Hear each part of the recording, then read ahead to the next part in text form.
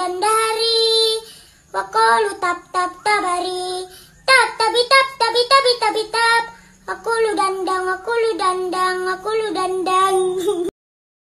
Ini orangnya Projo ini, wakil ketuanya ini banyak sabkul lisan, tapi kita memahami. Yang mana poinnya itu mempersoalkan Bung Roy Suryo itu kok menuduh ijazahnya Pak Jokowi palsu padahal belum pernah melihat aslinya, kan begitu. Jadi logikanya itu kamu harus tahu dulu yang aslinya yang mana, sehingga kamu tahu kalau ini palsu, karena palsu itu tidak sesuai dengan aslinya. Ini logika agak aneh ya. Kalau misalnya ada orang bayar duit, lalu kita bilang, wah duit ini palsu, apa kita harus tahu mana duit dia yang asli? Ya enggak Pak, ada standarnya. Ijazah asli itu ada standarnya seperti apa. Kalau tidak sesuai dengan standar, maka dianggap palsu. Tidak sama dengan yang lain. Misalnya kan gitu gampangnya. Lagi pula kan seseorang itu punya ijazah satu. Apa gambarannya begini? Saya punya ijazah asli, terus saya keluarkan yang ijazah saya yang mirip dengan ijazah saya yang asli, tapi saya rubah-rubah sehingga ditelaah ini kok palsu ini. Lalu bilang ini palsu karena sudah ngelihat ijazah saya yang asli. Itu berarti asli dan palsu milik Pak Jokowinya gitu. Jadi ini ijazah ini asli punya Pak Jokowi atau bukan? Itu baru relevan kalau begitu. Jadi kita sepakati dulu Pak Jokowi punya ijazah gitu. Terus tiba-tiba ada orang yang mengklaim ini ijazahnya Pak Jokowi. Lalu kita bilang ini ijazah palsu. Kalau kita mau bilang ini ijazah palsu dinisbatkan kepada Pak Jokowi, ini ijazah Pak Jokowi yang palsu. Jelas kita harus tahu dulu ijazah Pak Jokowi yang asli seperti apa. Tapi ini kan nggak begitu alurnya. Bukan kita sedang bicara ijazah yang Anda tunjukkan itu. Kalau Anda bilang itu ijazahnya Pak Jokowi itu palsu, karena saya tahu yang aslinya seperti apa. Sama dengan begini, saya tahu Mukidi itu punya anak Maman. Saya tahu orangnya Maman seperti apa. Lalu tiba-tiba ada Markona bilang, ini loh Maman anaknya Mukidi. Saya akan bilang itu Maman palsu karena saya tahu Maman yang asli. Gitu Pak alurnya. Kalau kasus ijazah ini kan enggak gitu. Dalam kasus ijazah ini adalah tuduhan bahwa ijazahnya Pak Jokowi itu palsu bukan berarti berpikir Pak Jokowi punya ijazah yang asli, lalu ada ijazah yang disebarkan itu palsu karena tidak sama dengan aslinya. Bukan begitu. Sehingga nggak relevan masalah ngelihat ijazah aslinya atau tidak. Nggak ada relevansinya dengan itu. Kenapa? Karena mau ijazah aslinya, mau ijazah itu punya Pak Jokowi atau apa, kalau ijazahnya seperti ini dengan pendekatan forensik lah, dengan pendekatan anatomi kedokteran dari mulai foto dan sebagainya, itu tidak standar untuk disebut asli. Kan gitu sebetulnya. Saya kadang-kadang agak risih juga ya, TV nasional kita ngundang perdebatan kaum intelektual yang berdebat, tapi kok nggak ada bedanya ya dengan perdebatan di warung kopi gitu, ngotot-ngototan aja, logika-logika pendek itu. Anda mau menghukum ini palsu tapi belum melihat aslinya, bagaimana? Loh Pak, gimana? Itu lain kasusnya. Jadi apa urgensinya melihat ijazah yang aslinya ya? Nggak ada.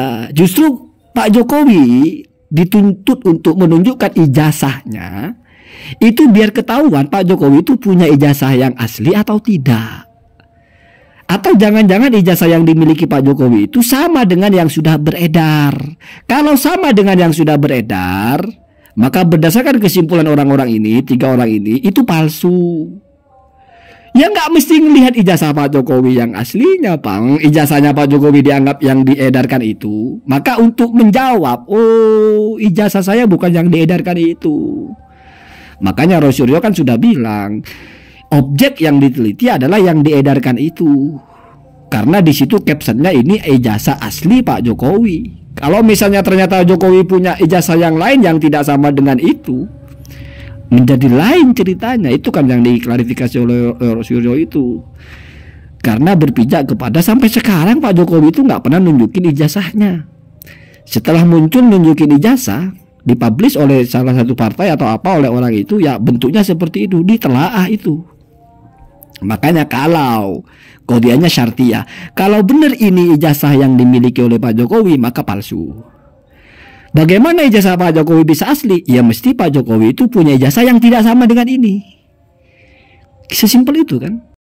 Jadi ingat kata kuncinya, tuduhannya itu adalah ijazahnya Pak Jokowi itu palsu. Dalam tanda kutip, diasumsikan bahwa ijazahnya Pak Jokowi itu adalah yang beredar itu. Bukan berarti ini ijazah Pak Jokowi yang palsu, bukan yang asli. Artinya Pak Jokowi punya yang asli. Nah kalau misalnya mengatakan begitu, maka berarti kita memang harus tahu mana yang aslinya.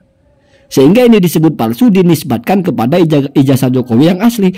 Kalau begitu apa urgensinya Pak? Oh itu ijazah Pak Jokowi yang palsu. Ya nggak ada masalah. Itu ijazah tiruannya punya Pak Jokowi, aslinya Pak Jokowi punya kan? Apa yang menjadi masalah kalau begitu? Ah, di situ baru relevan. Kamu mau bilang itu palsu punya Pak Jokowi, kamu harus tahu aslinya. Sama dengan tadi, Pak Jokowi misalnya punya anak namanya Kesang atau apa. Lalu kita bilang ini Kesang. Kita bilang ini Kesang palsu. Mesti kita harus tahu Kesang aslinya seperti apa.